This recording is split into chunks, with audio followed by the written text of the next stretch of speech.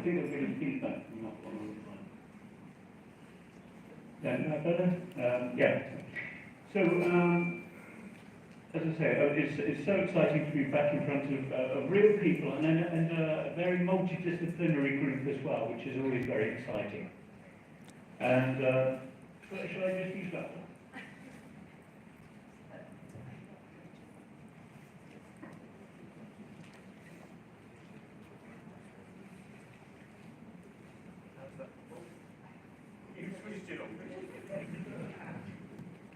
Hello. There we go.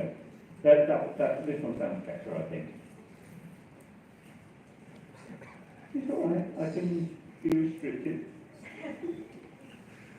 It's okay. That's good. Okay. So first of all, kind of welcome, and it's a great honour to be back in Malaysia again. I've lost count of how many times I've been in Malaysia. I think it's well over 10 times now. And wherever I come, I always get such a fantastic warm welcome. So today I'm going to be giving you two talks. One, I've changed the title a little bit, Cause and Early Management of Ankle Injuries. In particular, I'll be looking at ankle sprains. And then I'll be doing a second talk, which is going to be a bit more later on in the rehabilitation and post-injury process. So let's just take a look at lateral ankle sprains.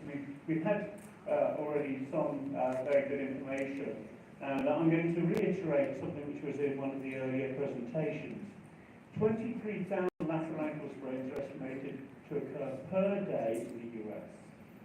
Now that equates to 10,000 one lateral sprain per 10,000 people per day.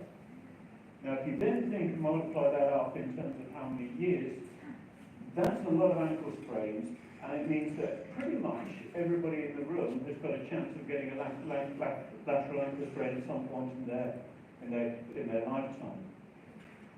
Lateral ankle sprains are the most frequent sports-related injuries, again reiterating things that have been said earlier. It's often defined as being damage to a passive ligamentous structure, so we're not talking about any muscular damage here. We are dealing with ligament structures, which are usually as a result of a forceful ankle plantar flexion and inversion.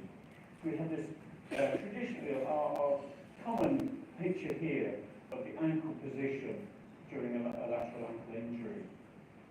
And this produces an increase in the mobility or hypermobility between the bones of the foot and ankle, in essence, instability or hypermobility.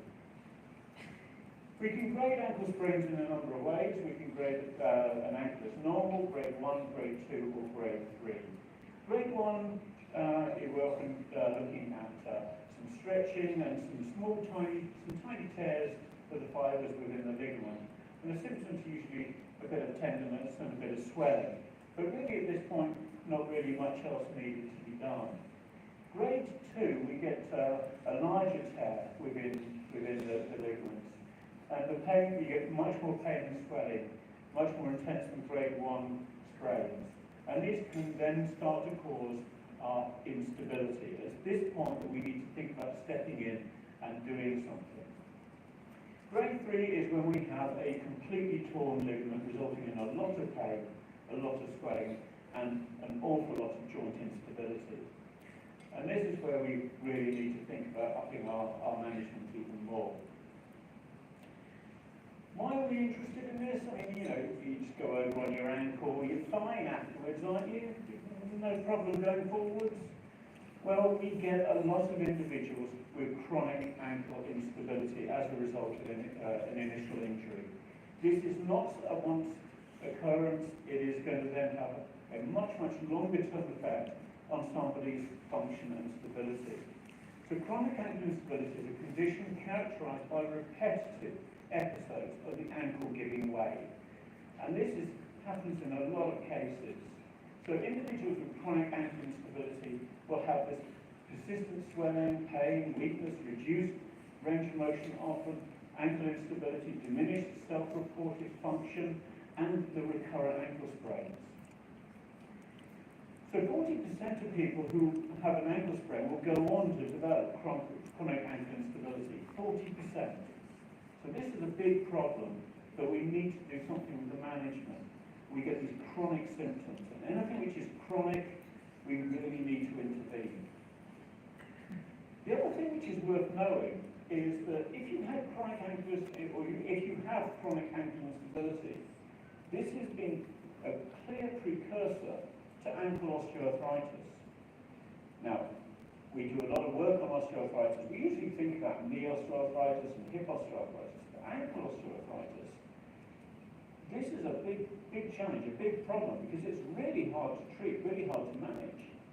And it's really a clear message is that people who will go on to get ankle osteoarthritis, usually 10 years younger than if you get knee osteoarthritis. 10 years younger. So we think knee osteoarthritis is a problem. Well, we're getting people with chronic ankle instability going on to get ankle osteoarthritis. So let's have a little bit of a look at the pathomechanics of this. Individuals with chronic ankle instability have been identified as having this mechanical instability, this pathomechanics.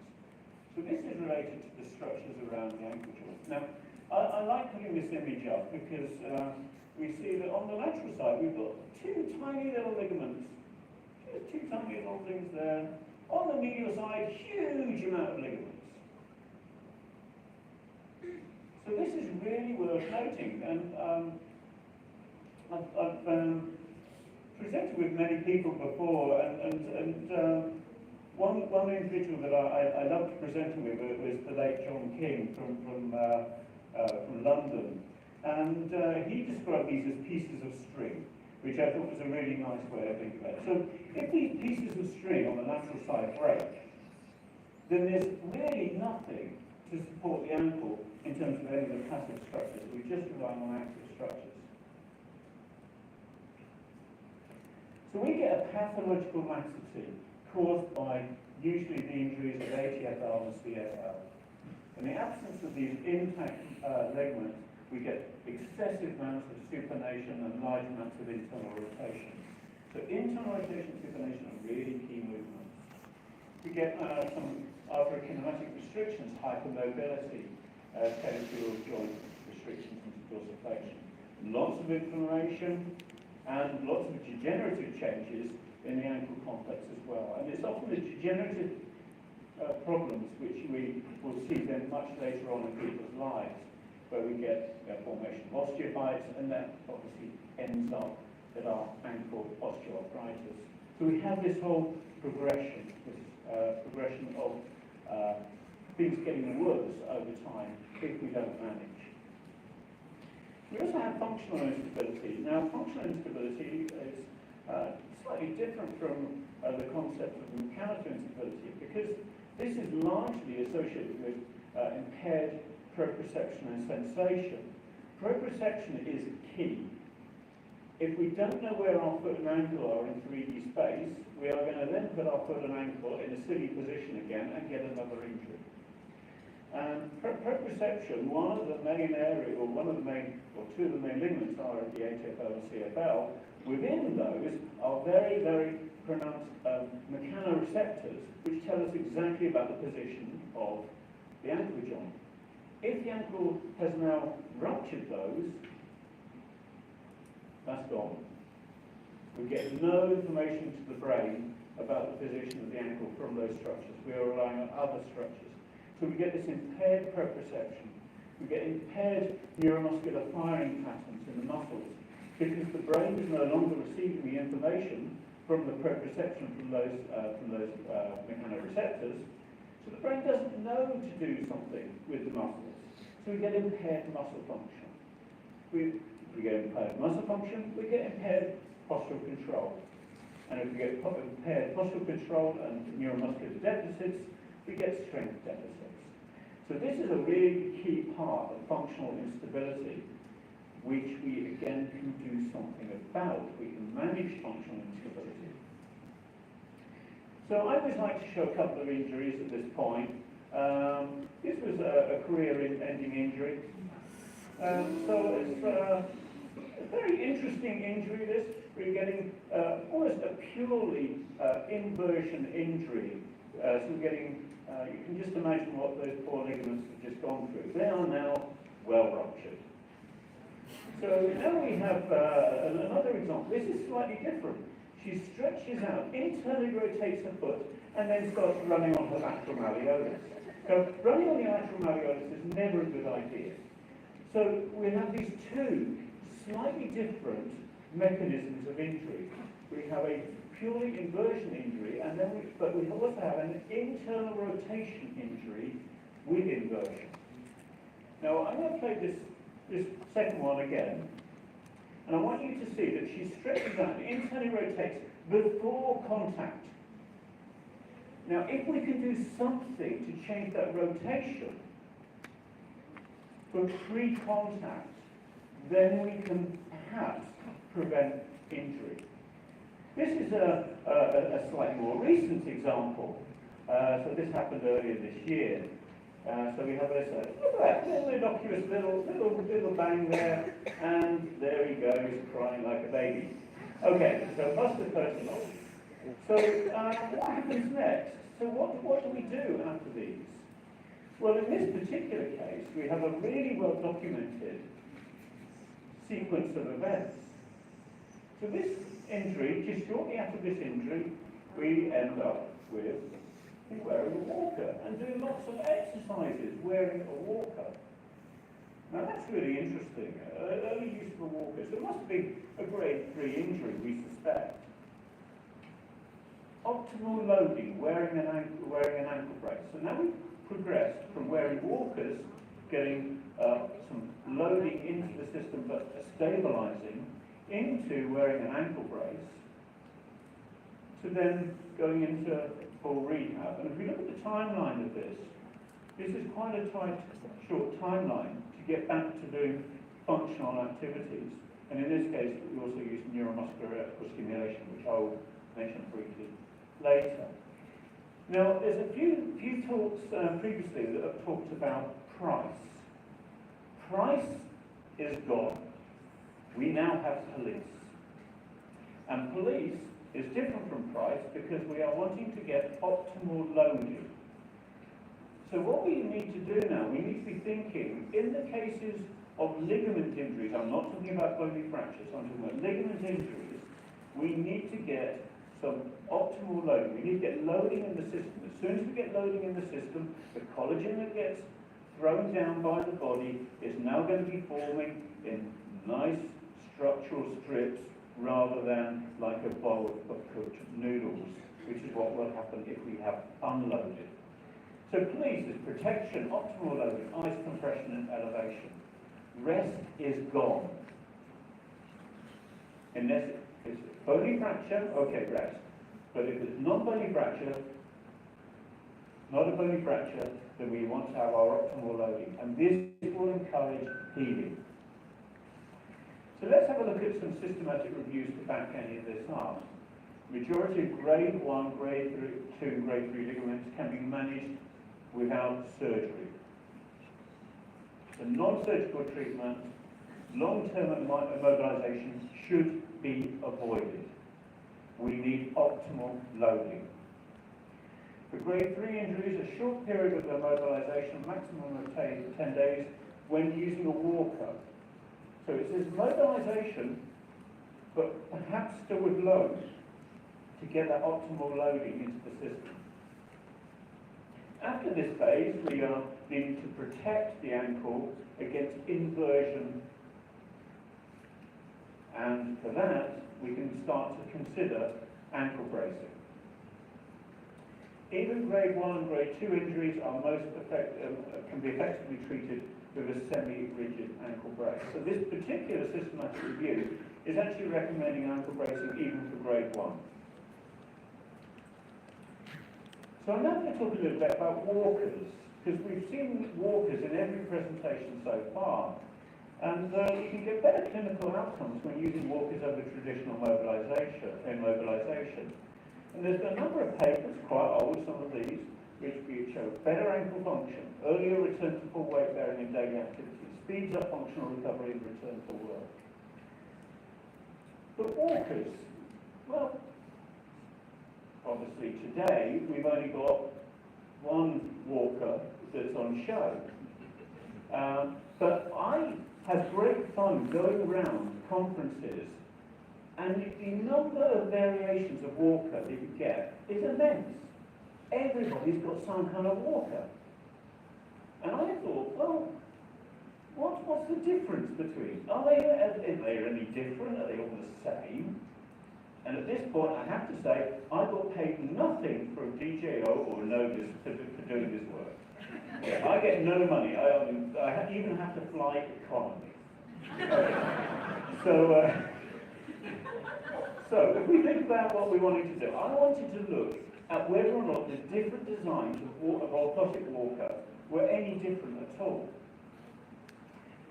Now, many walkers vary very subtly in terms of design.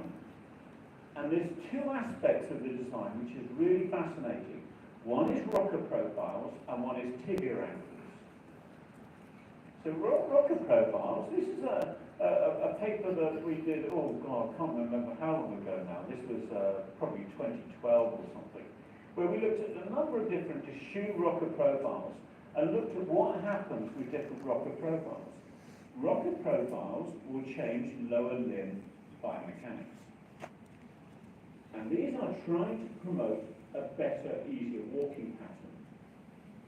If you have a completely flat shoe, rigid, there's no way you can then bend your metatarsals. There's no way you have any functional movement there. So the functions of the rocker are to provide a compensation for the loss of motion of the foot and ankle. That's what we are using rocker profiles for. We need to look at these in terms of overall gait improvements, deformities, joint stiffness. These are all areas where we are using rocker profiles. Provide relief from and redistribution of plantar foot pressures. This is another reason for using different rocker profiles. And it also influences lower limb biomechanics and muscle activity. So that's one aspect, is the rocker profile. The other aspect is the tibia angle. And I'm now going to steal something from looking at ankle foot orthoses and cerebral palsy. Where on earth is he going with this one? So I'm now going to think about the tibia angle for trying to get ease of movement or ease of walking, and we can look at what we refer to as shank to vertical alignment. And all of this was in a paper in 2010 by Elaine Owen, who runs a number of cerebral palsy services to actually optimize ankle foot orthoses. So this is our ankle foot orthosis, and we've got this shank vertical angle. So what we're wanting to do is to get the tibia progressing forwards. This isn't the ankle, this is just the tibia progressing forwards. If that tibia progresses forwards well, then you're able to walk easily. If you cannot progress your tibia forwards, it's almost impossible to walk. And this has all been done many, many, many times before with ankle foot orthoses. If the tibia angle is wrong, then we create a huge problem at the knee and also at the hip. So if the shank to vertical angle is incorrect in a non-tuned ankle foot orthosis, we're going to cause problems at the knee. And what we really want is between about 5 and 8 degrees of tibia inclination forwards, which then allows us to move forwards really nicely, really easily. And this has a dramatic effect on the knee extension moments in ankle foot orthoses. So what happens if we now think about orthotic walkers in the same way? This is two walkers. Do they look the same? Well, we get different positions or profiles of the heel rocker. We get different profiles of the toe rocker. All of this will affect the biomechanics. Well, you want to take a photo? There you go, take a photo. What about the tibia angle?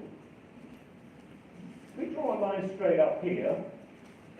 This looks like it's pointing backwards. Whereas this one looks like it's pointing forwards. Which one's going to be easier to walk in, do you think?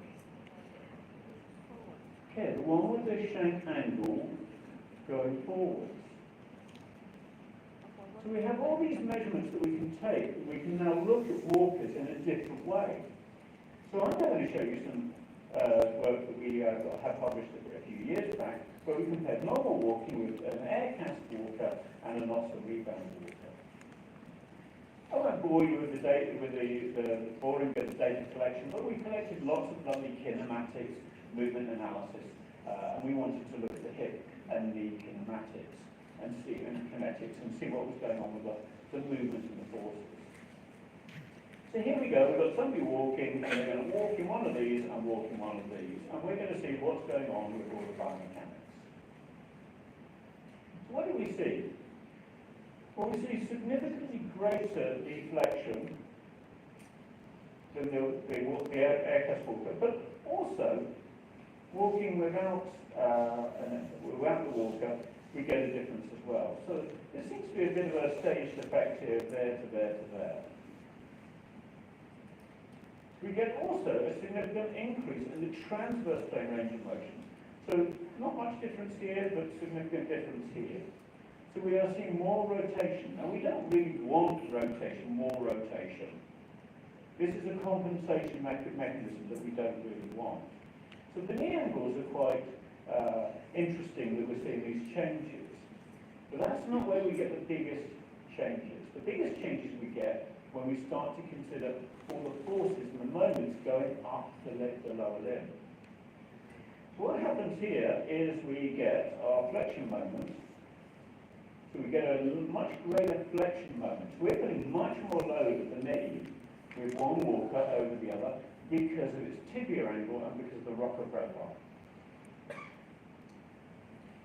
Significant increase in knee extension. Okay, this is where it gets really interesting, because this is exactly what we see in the cerebral palsy with the ankle foot orthoses. As we have a better rocker angle or tibia angle, we are reducing the knee extension moment. This is going to try and hyperextend the knee. Now, if the person's had some ankle injury, there could be a chance of a bit of knee injury as well alongside that. It's not unreasonable to suggest that. So anything we can do to protect the knee would be a good thing. And this is what this looks like in one particular individual. This is normal walking, this is the air cast walker, and this is the other walker, the rebound walker in this case. So we see this horrible hyperextension moment, which is not going to be good, and that's down to the design of the walker. So if you are looking at walkers, I want you now, every time you see one, look at the tibia angle, look at the rocker profiles, because they are different. What this physically looks like is here the ground direction force is slightly in front of the knee, here it's way in front of the knee. And that's going to cause lots of trouble with that person walking. And the ease of walking is much harder when you are dealing with this walker here. Hip also matters. We also have differences in the hip strategy. So again, I know this is meant to be an ankle, but we need to think about what is going on when we are managing. And we want to get ease of movement. If it's easier to walk, we get more optimal loading. We get faster recovery. So what we're seeing here, again, is that one walker is showing very different results to the no intervention. So rocker profiles and tibia angles matter in walk design. So in conclusion, we need to ensure that we have correct short-term immobilization, but with optimal loading. Optimal loading will enhance, give us our faster recovery, and allow us to move on to the next stage of the management and rehabilitation. And the next talk I'm going to give is going to be focusing on that longer-term management of ankle injuries and also protection and prevention of future ankle injuries. See you soon. Thank you very much for listening.